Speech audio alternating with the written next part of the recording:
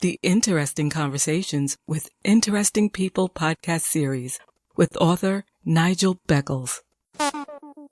Welcome to the podcast. Please like the podcast and subscribe to this channel. Thank you.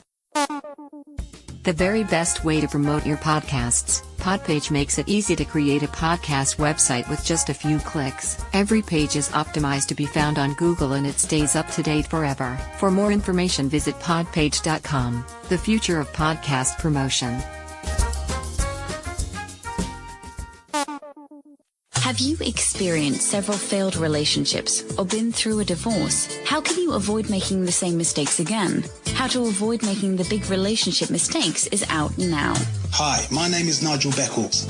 My new book is packed with practical and common sense strategies that you can use to make better relationship choices. Now you can discover the dangerous myths about love. If your relationship expectations are realistic, why you could be falling in love for all the wrong reasons. How to avoid making the big relationship mistakes. It's a book that could change your life. Available from amazon.co.uk. Kindle version also available. When the Mood is Right, a poetry journey and mood swings by Queen P. Available on Amazon and all good bookstores. The Royal Affair by Queen P. Dim the lights, sit back, relax, and breathe. You have entered into the Royal Affair. Queen P. Poetry podcasts. Available now. The Royal Affair. Get ready for takeoff. Welcome back to my Interesting Conversations with Interesting People podcast series. My guest for this episode is the creator of the Melanoid Chronicles Encyclopedia series, American Karinah Hameen. Hi Zarinah, welcome to my podcast series. How are you? Thank you so much for having me. I am doing very well, very well. So where do you reside at the moment? I'm in Philadelphia, Pennsylvania, United States. I was born here and I moved back several years ago. Well, you're the creator of the Melanoid Chronicles Encyclopedia series. Why and when did you develop an interest in Black history? It's interesting because I don't think however you decide to frame yourself, Black American, African American, whatever, it's always been a part of my life. My parents always felt like the gateway to raising children who are proud of themselves and their heritage is letting them actually know themselves, their history and their heritage. So they were very active in making sure that that was something that was important. What I did and what I've done with the Melanoid Chronicles is I realized about 2 years ago that not only has, if you know anything about the United States, our entire history has been watered down completely. And you're basically taught in the public education system about maybe 4 people. And that's like Martin Luther King, Malcolm X, Rosa Parks, and maybe somebody else. And then everything else is about slavery. And so luckily for me, I went on and I got a higher education. I went to college. I did all these things. And I also had parents who raised me very well into knowing my history. But I realized a lot of people weren't getting that. So that history is always going to be somewhat lost. And we're going to be spending years, decades, probably another millennium trying to piece together what happened before now. So the idea for me was, hey, guess what? In the new millennium, anyone born over 2000 and on, why don't we track their history? Why don't we change the trajectory of this? Because if you think about the psychology of it, if you think that your entire existence is either poverty or slavery or all these things, that's what we see being played out in our society. And I didn't want it to just be an American Chronicle series. So you'll see people featured in the Melanoid Chronicles who are from all over the world. It was about the global community. I actually don't like the term Black. My mother always raised me that, I'm not a crayon. I'm not a color. I have an ethnicity. So if you'll see a lot of the language around Melanoid Chronicles being the African diaspora. And that's how I relate to myself. And that's how I expand to the global community. I've traveled all over the world. I am a member of the African diaspora. And there's so many of us. There are are people obviously originally from Africa, people in, Europe, and people in Mexico, people in Puerto Rico, all a part of the African diaspora. So that's kind of how I came to terms with, I really want to create this amazing piece and this historical art that hopefully will continue throughout time. That's my plan. But I wanted it to, the first one to be a collector's edition and expand the first 20 years of the millennium, because anyone now born over 2000 will have their history specifically documented. And I wanted to make sure it was available to people of many different demographics. So we have our old school kind of people, and then we have our children, right? And I'm a part of the old school generation. So I made it available for ebook and hard copy. Well, you mentioned traveling. You said you've been to many countries. What do you believe to be the cause of racism, not only in America and here in the UK, but around the world? Depiction. I think that's the best way to put it. There's always going to be racism, and that's always going to be available. There are always going to be people who are very limited mentally, environmentally. For example, in America, I feel that the Caucasian race, they don't have a lot of exposure to, they live in kind of little isolated neighborhoods. So they don't have a lot of exposure to a lot of different cultures. So everything they know about any other culture, they usually have seen on TV or heard in music. And so they don't have that idea of, there's people in every race. There's people who are difficult, nuisances, problems, criminals, and also people who are amazing and intelligent and driven. That's every race.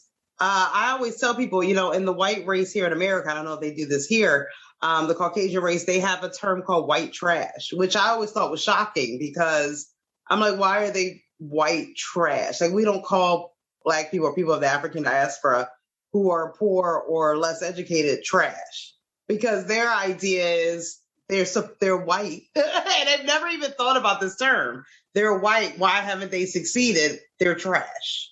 So, and so in their area, that's what they would call white trash, quote unquote. I hate that term. But the reality is that every race has that. Every race has the people who have fallen down, who are not good people, etc. But I feel like when it comes to my race, it's all about all of us are criminals because they haven't had the exposure. So all they've ever seen is whatever's on TV or radio. So they take that into their real life and think, if I see, a African-American person or a Black person or whatever you identify yourself with coming down the street, I should hold my purse. I should fear. I should this, because it's all about exposure. They're not exposed to us. And in a lot of terms, a lot of people who live in communities, certain communities, haven't been exposed to them either. So they'll see someone who's Caucasian who walks down the street like, they must have money. Because they're watching what's on TV. So I'm not saying that the media is the problem. I'm openly saying that it's not enough exposure to each other, positive exposures, where that just keeps generating the stereotypes. It just keeps it going. Well, I've been following the Ahmaud Arbery trial. That kind of speaks to what you just said quite eloquently. I'd be interested to see what the outcome of that trial will be. Yeah, there's a reason we're feared, because everything you've ever seen about us is fearful. If you ever turn on the news, and I don't know if it's, that's definitely like this in the United States, it's always about all of this crime. And then they get people to represent from the neighborhood who are not educated, which people think is, my minor in undergrad was political journalism. And we made that point. There's gatekeepers. And so they purposely find the person who doesn't speak very well. So everything you see in the daily news and in movies and whatever is always this idea that we are less than. I was on a phone call for the 1619 Project, with something they're launching in the U.S., where they talk about when the Constitution was created, we were slaves and we weren't seen as people. So the entire documentation of our country leaves us out. The entire documentation is based off racism. We're not equal. We're not this. We are their property. So when you have a constitution that still stands and still exists with that idea, you think that's not being carried out throughout society? But I thought there was something called the 14th Amendment, which gives everyone equal stature. So when we say all men are created equal, they weren't thinking of us. We were property. We were property. So all of these things have been written. All these documents were written while we were still enslaved. So therefore, none of this pertains to us. There's actually a part in the Constitution that actually says that. It's like, oh, if you have, your property, and slaves are listed as property, which was us at the time. So the reality is when the makeup of a country started with the root of racism, it's consistently going to carry out throughout society. And that's what we're seeing. So for me, the Melanoid Chronicles is, let's change the script a bit. Where let's talk about, so that we don't ever see, like we always see slave movies, whatever, like everyone now is like going crazy over Harder They Fall, which just came out on Netflix. and King Richard, which was just released yesterday. I've watched it already 3 times. But all of these ideas of like, wow, these are people who have done amazing things. But when that's not there's a reason it's been written out of educational institutions. There's a reason, because it's to keep us exactly where they've always wanted to keep us. The civil rights movement was amazing, but other people just found ways to be creative with their races. And a lot of that has been passed out through law, through media, through whatever. So what the Melanoid Chronicle seeks to do is, this is the first generation, and I'm not just talking about African Americans, people in the United States, globally, what the Melanoid Chronicles, what we're doing is changing that trajectory completely. So it's like this generation will have, for the first time that no other generation has had, they will have a series that highlights people from 2000 and on. So if you're 20 years old right now, you'll know exactly the people in your race, the people that look like you, the people who and the groundbreaking things that they've done. And none of us before them have ever had that. We've had little inserts. Some people here and there, we've heard all about Martin Luther King. I'm exhausted from hearing about Martin Luther King, even though I love him still. There's engineers and scientists and all these, we're not just talking about people from the civil rights movement. We're talking about people who were groundbreaking before that. And we know nothing about them. It comes up on my Facebook all the time. Did you know, yesterday, it was like, did you know that Colonel Sanders from KFC, he actually took the recipe from an older Black woman that he knew? It's all of that stuff. We don't know the root of even where we're getting our chicken. This generation can do something different. This generation will have that documentation. And it's the first generation ever that will ever have that in this country and globally. So give us some examples of some Black people you believe have not been given enough attention or recognition. There's so many. So especially, I have a niece who loves science. A lot of engineers, a lot of scientists ignored for their groundbreaking things. I would say definitely there was a book released several years ago called The Immortal Life of Henrietta Lacks, who her genes and DNA have defined medicine up to this day. I mean, there's so many. I mean, literally, that's why the book came out. The family started suing. And so like, she didn't even know that these things were being taken from her as far as her blood work and all those things. So I think science and technology have really silenced our voice. We have to stop thinking that, the people that look like us are only in basketball or sports or entertainment. We've had scientists, we have congressmen.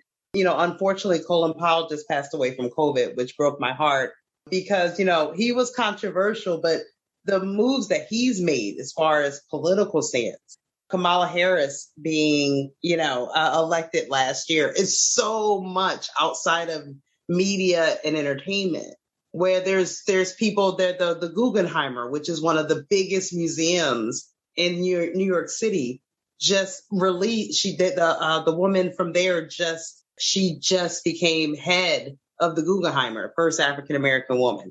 I mean, it's insane the things that are happening that we don't see on the news every day. You have the first chief of staff in our military, African American military, African American. All these things happened in the last 20 years. And how many of these people have you heard of? Why are they celebrated for the amazing things they've done? Why have we heard of them? Because we're in a structure, an institution of racism. These are stories I would love to shout out and scream and say, oh, wow, there's this. Even, we want to take someone who's popular. Okay, let's do a popular person. If we want to let's go with Venus and Serena Williams. They're easy. All of their groundbreaking tennis matches and the history they've made all happened from 2000 to 2020. And none of this is being recorded. None of this is being documented. So for my niece, who's 15 years old, she loves science. And I have this huge science book on my coffee table. And when she comes over, she loves it. She reads it, but no one looks like her. That's not coincidental. That's by design. So we have to redesign how our stories are being told, not only in the U.S., but everywhere, every society, the global community. So how do you think awareness can be raised regarding Black history? You know what? I think the energy is already there, if I'm being honest. So one thing that happened this year is this is the 100-year anniversary of the Black Wall Street. And let me explain what that is. The United States, after slavery hit and after people were freed from slavery, there were people who started building communities of doctors, shops, retail stores, dentists, everything you need. It's like, okay, great. We already know we're not going to be accepted. So let's build our own community. And it was amazing. It's expanded several blocks. It had everything that anyone needed right there. And so the people who were providing the services were able to make money. People who needed services were able to be provided for. It was the best thing that ever happened. And sure enough, people got wind of it. Caucasian Americans who got wind of it decided to burn it down one day and destroyed it. And that was the first idea of civilization and independence for, African American or Black Americans in this country. And it was burned down. So this is the 100-year anniversary of that. And so we've seen several in Georgia, in the United States. They just redid a Black Wall Street in a mall. And that actually launched a few months ago. And it was huge. The numbers crowds came in from everywhere to see it. So I wanted to release the Melanoid Chronicles at the same time on the 100-year anniversary of this groundbreaking place that was destroyed. So it's one of those things where it's about knowledge is everything. And I hate to sound super corny, but it's true. If you know who you are and you can't know who you are, if I'm talking to someone outside of my race, they can tell you, oh, my dad was half German, my mother was from Swiss. They can break it down. And you honestly think that doesn't play a part in who they are, knowing their history and where they come from and what they've done. That is what is missing from our community. And that is why you see a bunch of foolery going on. It's like a bunch of chickens with their heads cut off running around.